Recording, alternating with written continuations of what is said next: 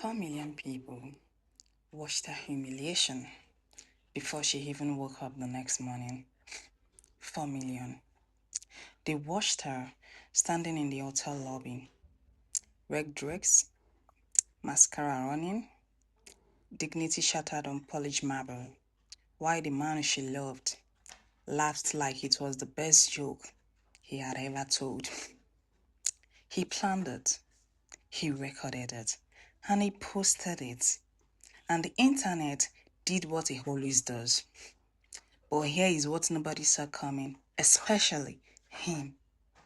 Della wasn't the kind of woman who explodes. She was the kind who calculates. 17 days later, she walked into his workplace, calm, prepared, and unrecognized. And by the time she walked out, the man who laughed on camera, he wasn't laughing anymore. So stay with me, because what she did next changed everything. And please don't forget to like, comment, and subscribe to my channel. The video had 4 million views before she even woke up the next morning. 4 million.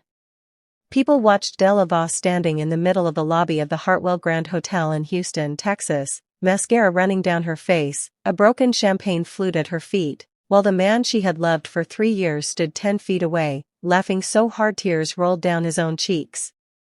He had set the whole thing up. Every single second of her humiliation was captured in crisp 4K by his best friend, Rowan Tate, who had stood behind a marble pillar with a phone as steady as a surgeon's hand. The caption under the video read, "When your girl finally finds out she's not the main character." Relate. Have you ever trusted someone so deeply that you handed them the one thing that could destroy you, and they used it without blinking? Engage, because that was Della Voss at 11:47 on a Friday night. Standing in front of 4 million strangers. Wearing the red dress she had saved 2 paychecks to buy. Her dignity scattered across that marble floor like broken glass. But here is what Colt Hargrove did not account for. He laughed at the wrong woman. And what Della did at his workplace 17 days later, people in Houston are still talking about it. Stay until the end. Because the ending? It will leave your mouth wide open. If you're new here, subscribe right now and smash that bell. Drop a like in the comments if you've ever been publicly humiliated by someone you trusted. Let's get into this. Della Voss grew up in Midland, Texas, oil country, flat land, sky so wide it made you feel both free and completely alone at the same time. Her mother, Bertie Voss, worked double shifts at a diner off Route 20. Her father, Webb Voss, left when Della was 7. He sent birthday cards until she was 10, then stopped. So Della learned early that love was a gamble. She learned to be careful with it. But careful people fall too. They just fall slower. And they fall harder. She moved to Houston at 23 with a graphic design degree and a portfolio that made her professors say she's going places. She landed a job at Meridian Creative Group downtown, glass building, rooftop terrace, the kind of office that smelled like ambition and cold brew coffee. She was good at her job. Sharp eyes. Steady hands. She could look at a blank space and see exactly what it needed. She was just less good at seeing what certain people needed from her. She met Colt Hargrove at a gallery opening on Allen Parkway. Dark eyes, broad shoulders, and a smile that arrived slow and stayed long. He was a sales director at Pinnacle Financial Partners, a firm that managed wealth for the kind of people who owned ranches the size of small towns. He was charming the way Houston summers are hot. Completely. Overwhelmingly. And without apology. Their first date was dinner at Brennan's on Smith Street. He ordered for the table, tipped 40%, and spent 3 hours asking about her work like it was the most interesting thing he had ever heard. She drove home that night with the city lights blurring past her windows and something warm sitting behind her ribs. She told herself it was just dinner. She was wrong. Within 6 months, she had a drawer at his River Oaks apartment. Within a year, she had a key. Within 2 years, she was attending his firm's charity galas, shaking hands with men whose names were on buildings, smiling in photos that ended up in Houston Society magazine. She built his world with him. Not for him, with him. She redesigned his firm's entire branding when they were between agencies and refused to charge them $1. She organized the annual Pinnacle Financial Gala, centerpieces, program layouts, sponsor boards, pulling 3 all-nighters, burning her wrists on a glue gun, because she wanted his world to look beautiful. His boss, Everett Callahan, silver-haired, old money, the kind of man whose handshake came with a family history lesson, told Colt in front of a room full of colleagues, "That woman is extraordinary. You better keep her." Colt laughed and said, "Oh, she's not going anywhere." He was right. But not in the way he meant. Della's best friend, Tatum Brell, had never trusted Colt. Tatum was a trauma nurse at Houston Methodist. She had seen too many things go wrong too fast to be charmed by slow smiles and smooth talk. "He looks at you like a possession, not a person," Tatum told her once, over tacos at a place on Westheimer they had been going to since college. "He's just protective," Della said. "There's a difference between protective and possessive, baby girl. One of them has a door you can open from the inside." Della laughed it off. But late at night, lying in Colt's bed while he slept with his back to her, she would stare at the ceiling and wonder if Tatum was right. Small things had started to collect like water behind a dam. He would correct her in front of his friends. Small corrections, the kind that sound like nothing individually. Della tends to exaggerate. "Don't mind her, she gets emotional." "That's not exactly how it happened, babe. Each one landed like a pin. Not enough to bleed. Enough to bruise." He had started spending weekends with Rowan Tate, a man Della had never warmed to. Rowan was slick, always filming everything on his phone, always laughing at things that weren't funny, always watching Della with an expression she couldn't quite name. And then there was the night, 4 months before the gala, when Della came home early from a work trip to find a woman's earring on Colt's bathroom counter. She picked it up. Held it in her palm. Stood there for a full minute. Then she set it back down, exactly where she found it, and walked to the kitchen and poured herself a glass of water. She didn't say a word. Not because she was weak. But because some part of her, the part that had grown up watching her mother patch wounds quietly and keep moving, told her to wait. To watch. To be sure. That patience would serve her later in ways she couldn't yet imagine. The Pinnacle Financial Annual Gala was held every year at the Hartwell Grand Hotel in downtown Houston. Black tie. Open bar. The kind of event where deals were made between handshakes and the shrimp cocktail was never frozen. Everett Callahan used it as a stage. He believed in spectacle. He believed that how a firm presented itself at a party was how it presented itself to the world. This year, the gala was particularly important. Pinnacle was announcing a major merger, absorbing a smaller firm called Crestwood Capital. It would double their client base and make Colt's sales division the largest in the company. Colt had been gunning for a senior VP promotion off the back of it. He was confident. Arrogant, even. The kind of man who had already written his own victory speech. He had also, and this is the part that should make your skin crawl, planned something for that night that had nothing to do with business. Rowan Tate told a mutual friend weeks later, after everything collapsed, that it had been Colt's idea from the beginning. He had found out about a rumor that Della had been talking to her old creative director at Meridian, a man named Prescott Cole, about potentially leaving Colt to move to New York. Someone had misunderstood a lunch between 2 professional colleagues. Someone had told Colt. And instead of asking Della, instead of a single adult conversation, Colt had decided to punish her. Publicly. In front of everyone who mattered to him. He had planned to confront her at the gala, mid-event, microphone in hand, in front of his colleagues, his bosses, his clients. He was going to expose her for what he believed was an emotional affair, humiliate her, and walk away with his narrative intact while she stood in front of 400 people with nothing to say. He had even rehearsed it with Rowan. And Rowan had positioned himself with his phone ready. Does that make you angry? Because it should. Della wore red that night. Not because she was trying to make a statement. Because it was the only formal dress she hadn't worn to a pinnacle event before, and she wanted to look like herself, not like Colt's accessory. She arrived on his arm.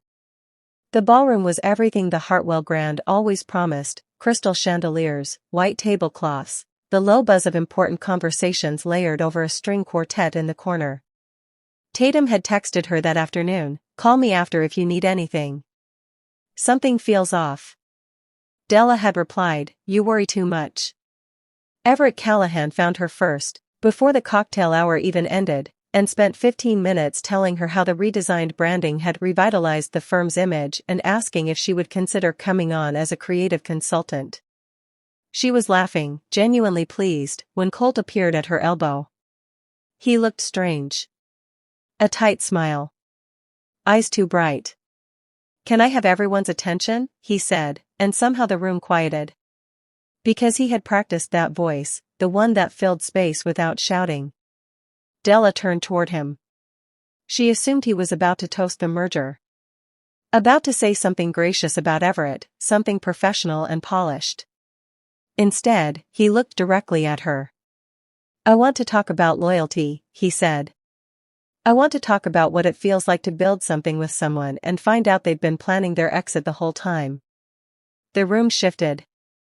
That particular silence fell, the one where 400 people realize simultaneously that they are about to witness something they cannot look away from.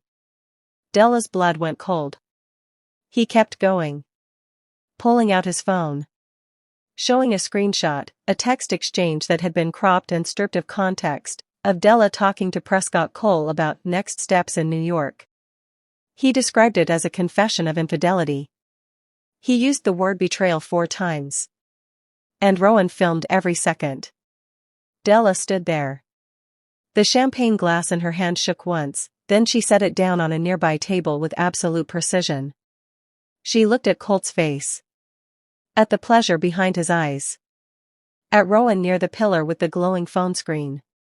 And here is what the video, the one with 4 million views, does not show. It does not show what was in Della's eyes. Because the people who were close enough to see it said it wasn't tears, not really. It was something colder. Something that looked, one guest later told a friend, like a door closing. She picked up her clutch. She walked out of the ballroom. A champagne flute clipped the edge of a table as she passed and shattered on the marble floor. She did not look back. The video was online by midnight.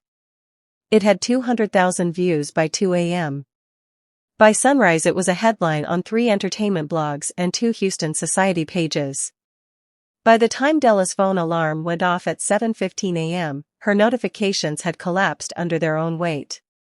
She sat on the edge of her bed in her apartment. She had her own place, had always kept it, something that now felt like prophecy, and she read the comments. Most of them were cruel. Some of them were curious. A handful, a surprising handful, were angry on her behalf. She turned her phone face down. She made coffee. She stood at her window and watched the sun come up over the Houston skyline, all that glass and steel going gold in the early light, and she thought very clearly about what she was going to do next. She called Tatum at 8 a.m. "I saw it," Tatum said, before Della could speak. "I need you to listen," Della said. "I'm not falling apart. I'm planning." A pause. Then, "Tell me everything." Here's what the video did not show. Here's what Colt had never thought to consider. Della had spent 3 years inside his world. She had attended every firm event, every client dinner, every internal celebration. She knew Pinnacle Financial the way a person knows a house they have lived in, every room, every loose floorboard, every locked door. She knew that Everett Callahan valued discretion above almost everything else. She knew the Crestwood merger depended entirely on the trust of Crestwood's largest client, a real estate developer named Broderick Finch, who was famously skittish about instability at the firms he worked with. She knew that Colt had been padding his performance numbers for 18 months. She had seen the spreadsheets, not because she had snooped, but because Colt had left his laptop open on the kitchen counter more times than she could count, and she had the kind of eyes that notice things before the brain decides whether to look away. She had never said a word. Because she had loved him. Because she had believed people were better than their worst moments. She no longer believed that. She also knew one other thing. Something that none of it, not the video, not the comments, not the public humiliation, had been designed to survive. She had kept every email. Every redesigned file. Every invoice she had declined to submit. Every photograph of her work at every Pinnacle event. 3 years of contribution, documented, timestamped, backed up on a drive she kept in the second drawer of her desk at home. She had not kept them as evidence. She had kept them because she was a designer and designers keep their work. But evidence has a funny way of becoming exactly what a situation needs. Della did not act immediately. That was the part that surprised everyone later, that she waited. She blocked Colt on everything without drama. She did not post anything online. She gave no interviews. She sent one text to Rowan Tate that said only, "You should delete that video." He did not respond. The video stayed up. She spent the first week letting the internet run its cycle. She knew how these things moved, the explosion, the peak, the slow fade. She let it fade. She spent the second week preparing. She reached out to Prescott Cole, her old creative director, the man whose name Colt had weaponized, and explained what had happened. Prescott, furious, offered her anything she needed. She asked for one thing, a letter, on Meridian letterhead, confirming the professional nature of every conversation they had ever had. He had it to her within the hour. She called a woman named Vonda Reyes, an employment attorney in Midtown who had been referred to her by a colleague. They met at a coffee shop on Montrose Boulevard and talked for 2 hours. She pulled together her portfolio. All 3 years of it. And on the morning of day 17, she put on a navy blazer, her best heels, and walked into Pinnacle Financial Partners at 9 a.m., not through the front lobby where the receptionist would stop her, but through the side entrance used by vendors and contractors, which she knew required a key fob that Colt had never asked her to return. The key fob she still had in her purse. The Pinnacle offices were on the 14th floor of the Galleria Tower, floor-to-ceiling windows, views of the Houston skyline, the kind of space that was meant to make clients feel that their money was in very serious hands. Della walked through the side door, took the elevator, and stepped out onto the 14th floor at 9:08 a.m. She walked past Colt's office first. He was on the phone, back to the door, feet up on his desk like a man who had not one single concern in the world.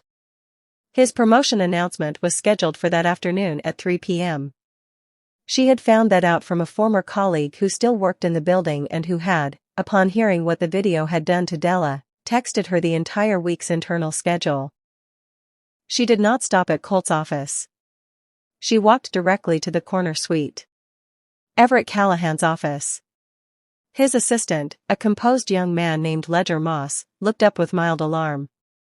"I need 5 minutes with Mr. Callahan," Della said. "He knows me. Tell him it's Della Voss. Tell him it's about the Crestwood merger." Ledger blinked. Picked up the phone. Murmured something. Then looked up and said, "He'll see you now." Everett Callahan was 71 years old and had spent 50 years in finance. He had seen every kind of person that money attracted, and he had developed, over decades, an instinct for character that he trusted more than any spreadsheet. He stood when Della entered. That was the first thing. He stood, which was not nothing. "Miss Voss," he said. "Sit down." She sat. She placed her folder on his desk. She did not open it yet. "I'm going to say one thing before I show you anything," she said. "I am not here for revenge. I am here because I believe you deserve to make informed decisions about the people who represent your firm."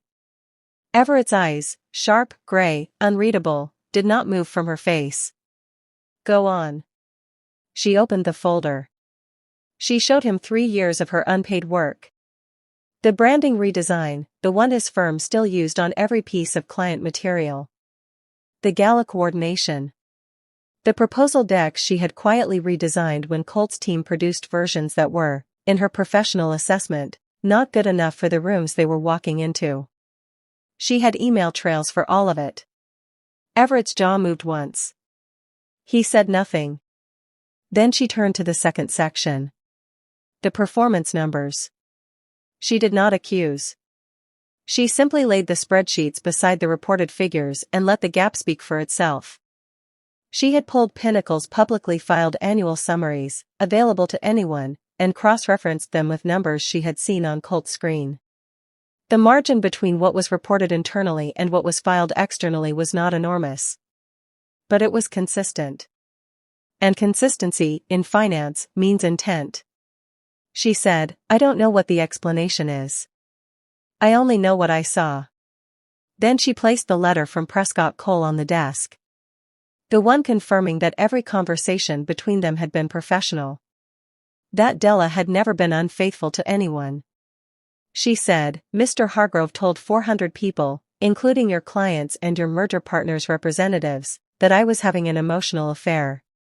He did it on camera. He humiliated me in front of everyone who matters in this city. He did it based on a misread text message, and he did it because he wanted to control me." She folded her hands.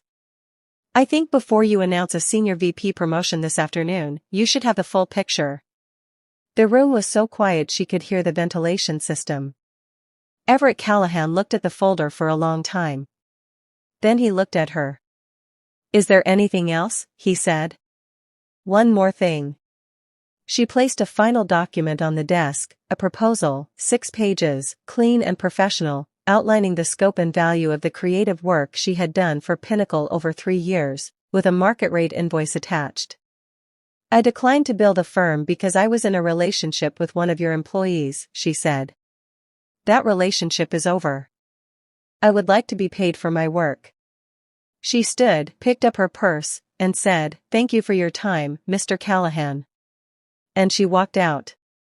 Ledger Moss later told a friend, who told someone else, who eventually told Tatum, who called Della screaming, that Everett Callahan spent the 40 minutes after Della left making 3 phone calls. The first was to Pinnacle's head of compliance. The second was to Broderick Finch, the Crestwood client. The third was to his own attorney. At 2:45 p.m., 15 minutes before the scheduled promotion announcement, Colt Hargrove was called into Everett Callahan's office. He walked in with his chest out and his tie straight, already composing the gracious little speech he planned to give when his name was announced. He walked out 45 minutes later carrying a cardboard box. No announcement was made at 3 p.m. Instead, a brief company-wide email went out stating that a scheduled personnel announcement has been postponed pending an internal review. Rowan Tate, who worked in the adjacent sales division, saw Colt walk through the office with the box. He later told someone that Colt's face, that confident, easy, self-assured face, looked like a man who had just realized the floor was not where he thought it was. Like a man in freefall who had not yet hit the ground. The internal review took 11 days. At the end of it, Colt Hargrove was terminated from Pinnacle Financial Partners. The official reason cited was misrepresentation of performance metrics. No criminal charges were filed. The discrepancy was ultimately judged to be aggressive accounting rather than outright fraud. But in a firm that managed other people's money, aggressive accounting was enough. Broderick Finch withdrew from the Crestwood merger pending a reassessment of partnership stability. The deal, which Colt had spent 18 months building, collapsed 3 weeks later. Rowan Tate's video, which he had still not taken down, became its own kind of evidence during the review. Multiple people who had been at the gala submitted statements confirming what they had witnessed. Several of them, clients, colleagues, people Colt had spent years impressing, stated that the incident had caused them to question his professional judgment. The video that Rowan had filmed to humiliate Della became the most viewed documentation of a man destroying his own career in the history of Houston's financial community. People shared it with a different caption now. And Della's invoice, all 3 years of market rate creative work, was paid in full by Pinnacle Financial within 30 days. Everett Callahan personally signed off on it. Here is the part that matters most. Here is the part that people always want to know about. Did Colt understand what he had done? A mutual friend ran into him 4 months later at a restaurant on Kirby Drive. He was alone. He had lost the River Oaks apartment. The lease had been in Pinnacle's corporate housing program, a benefit that ended with his employment. He was staying somewhere in Midtown. He looked, the friend said, like a man carrying something very heavy that he could not put down. He did not ask about Della. But as the friend was leaving, he said, quietly, not looking up from his drink, I didn't think it would go this far. Which is the thing about people who humiliate others publicly. They never think it will go that far. They think there will be a ceiling on consequences. They think the other person will absorb it and move on. They never account for what happens when the other person decides not to absorb it. When the other person decides to redirect it, cleanly, legally, precisely, back to the exact source. He never forgave himself. That was the word from everyone who saw him in the months that followed. Not that he was heartbroken over losing Della, he was too proud for that kind of honesty. But the professional collapse, the merger falling apart, the firm that had been his entire identity showing him the door, he could not separate any of it from what he had done in that ballroom. Because they were not separable. They were the same thing. He had pulled the thread himself. He just hadn't expected the whole thing to unravel. Della Voss took the Pinnacle payment and invested it in herself. She registered her own design studio, Voss Creative, out of a co-working space in Midtown Houston. Tatum helped her paint the name on the glass door of her new office on a Saturday afternoon in October, both of them in old clothes, splitting a bottle of wine on the floor afterward. Prescott Cole referred her first 3 clients. By the end of the year she had 12. By the following spring, she had moved into her own space, a converted warehouse in the Heights, high ceilings, exposed brick, enormous windows that let in the kind of light that made everything look possible. She did not post about any of it online. She did not write a statement. She did not give interviews when 2 Houston lifestyle publications reached out asking for her side of the story. She let the work speak. She hired 2 junior designers, a 24-year-old named Price Okafor who reminded her of herself at that age, and a quiet, meticulous woman named Ran Albright who had left a large agency because no one would let her finish a sentence. She paid them well. She told them their ideas mattered. She told them that the way a workplace treats people is reflected in everything it produces. She believed that. She had always believed that. She just understood now that she could only make it true in spaces she controlled. Here is the thing about public humiliation. Here is the thing that Colt Hargrove, and every person who has ever done what he did, does not understand until it is far too late. You cannot humiliate someone who knows their own worth and expect them to stay humiliated. You can damage a person. You can knock them down. You can spread their pain across the internet and watch it get 4 million views and feel, for a brief and intoxicating moment, like you have the power. But power built on someone else's pain is not power. It is a countdown. Because the person you humiliated? They get back up. And when they do, they are no longer the person who trusted you. They are the person who survived you. And those 2 people are not even close to the same. Della Voss walked into that ballroom as Colt Hargrove's girlfriend. She walked out as herself. And everything that happened after every client, every invoice, every morning she woke up in a space that was entirely hers happened because one man thought he could reduce her to a caption on a video. He could not. You know what the real twist in this story is? It's not that Della got paid. It's not that Colt lost his job. It's not even that the merger collapsed. The real twist is that Colt handed Della everything she needed to become who she was always supposed to be. He thought he was ending something. He was actually starting something, just not for himself.